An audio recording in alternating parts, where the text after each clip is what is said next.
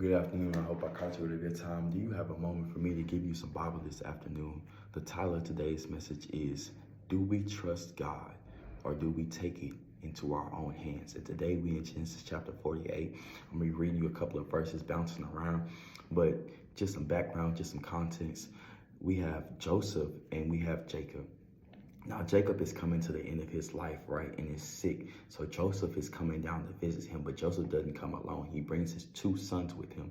Now, Israel has never met his grandson. Jacob has never met his grandson. They're the same person. They haven't met each other. So now Israel is excited. So he wants to bless his grandson. So he takes it upon himself to lay hands on his grandsons, but usually the right hand is signifying that this is the oldest who gets the double portion. And then the left hand signifies that this is the youngest son who gets another portion, but not as great as the portion of the first one.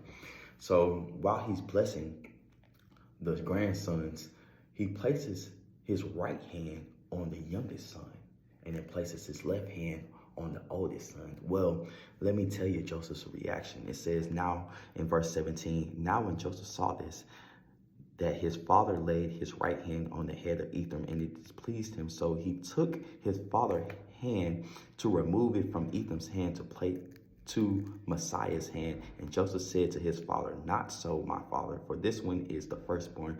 Put your right hand on his head.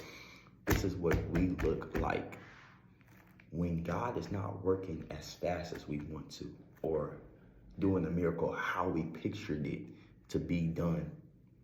We sometimes take our own hands, right, and remove God's hand over our life.